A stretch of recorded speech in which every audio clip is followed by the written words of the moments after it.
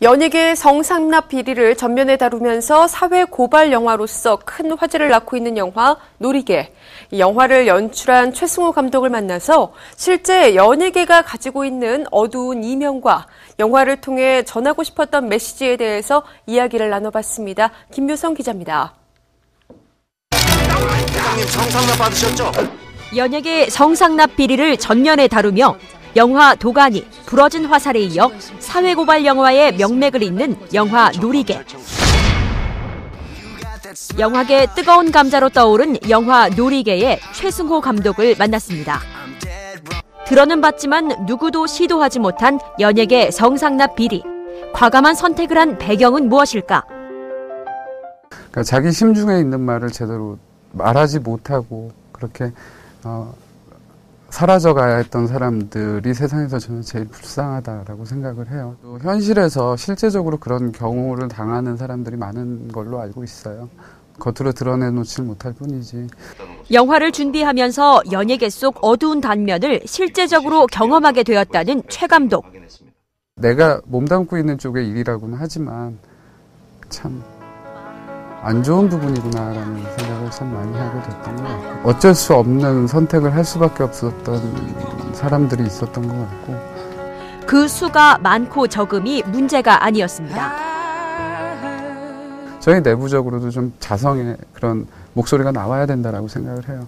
그런 친구들의 억울한 사연까지도 좀 대변해주고자 하는 마음이 없지 않아 있었던 것 같습니다. 민감한 소재로 인한 외압은 없었을까?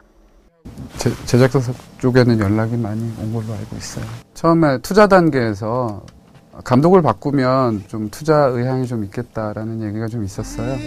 그럴수록 최 감독의 마음은 더욱 단단해졌다고 합니다. 네, 저는 이거를 온전하게 구현하는데 최선을 다하고 싶지 그런 다른 이들의 이야기를 들어서 다시 고치고 이런 과정이 좀 불필요할 것 같다. 배우 섭외 역시 난관이었는데요.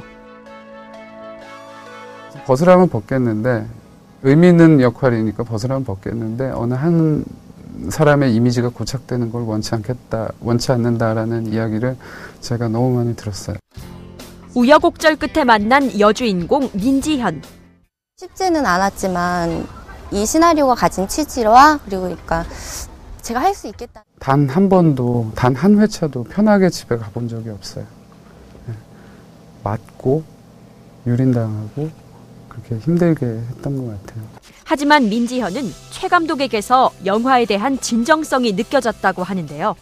저를 볼 때마다 그렁그렁해 계시고 저는 제가 맡은 역할이니까 당연하다고 생각을 했는데 미안해 하시고 항상 이렇게 저를 보면 이렇게 하시니까.